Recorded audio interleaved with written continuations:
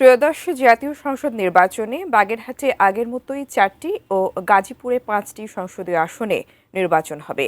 এই দুই জেলার সংসদীয় আসন পুনর্বহাল করে হাইকোর্টের দেয়া রায় বহাল রেখেছেন সর্বোচ্চ আদালত। বিস্তারিত জানাচ্ছেন জাবেদ আক্তার।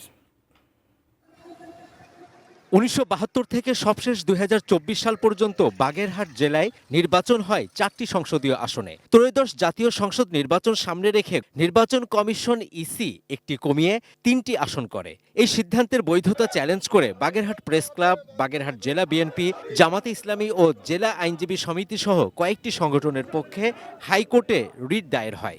বিশ্বমানের থার্মিক্স রড, সালাম স্টিল থার্মিক্স, দেশের একমাত্র থার্মিক্স রড। আইনে আছে যে এলিমিনেশন করতে হলে সারা বাংলাদেশকে একসাথে নিয়ে বসতে হবে। উনরাইটে না বসে বাগেরহাটে একটা কর্তন করেছেন, গাজীপুরকে উপহার দিয়েছেন। সুতরাং আমরা বলেছি এটা ক্ষমতার অপব্যবহার হয়েছে। 4 সংসদীয় আসন বিশিষ্ট জেলার সংখ্যা 14টা। আমরা দেখিয়েছি বাগেরহাটে জনসংখ্যা সবচেয়ে কম, ভোটার সবচেয়ে কম। আমরা দেখিয়েছি 5 সংসদীয় আসন বিশিষ্ট জেলার সংখ্যা 9টা। সেখানে গাজীপুরে সবচেয়ে জনসংখ্যা সবচেয়ে বেশি, ভোটারও বেশি। ওই রিটের পরিপ্রেক্ষিতে ইসির সিদ্ধান্তকে বেআইনি ঘোষণা করে গত 10 নভেম্বর রায় দেন হাইকোর্ট। রায়ে বাগেরহাটে 4টি আসন পুনর্বহাল করে 24 ঘন্টার মধ্যে গেজেট প্রকাশ করতে ইসিকে নির্দেশ দেওয়া হয়। বাদ দেওয়া হয় গাজীপুর 6 সংসদীয় আসনটি।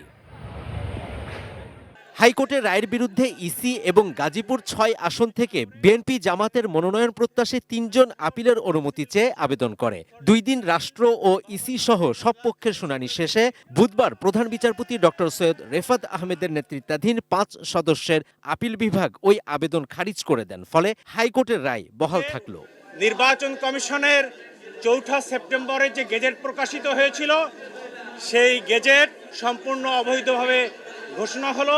ফকিরহাট, মোল্লারহাট, চিতলমারি নিয়ে বাগেরহাট 1, বাগেরহাট সদর কচুয়া নিয়ে বাগেরহাট 2, রামপাল মোংলা নিয়ে বাগেরহাট 3, শরণখোলা আর মোরেলগঞ্জ নিয়ে বাগেরহাট 4 সংসদীয় আসন আজ থেকে এই মুহূর্ত থেকে পুনর্বহাল হলো। গাজীপুরের বিষয়ে বলেছেন, গাজীপুরে যে 5টি আসন ছিল সেই 5টি আসনে এবার নির্বাচন হবে।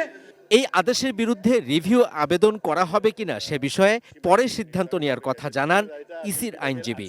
এটা নির্বাচন কমিশনের পরবর্তী নির্দেশনা সাপেক্ষে প্রয়োজনীয় ব্যবস্থা নেওয়া হবে।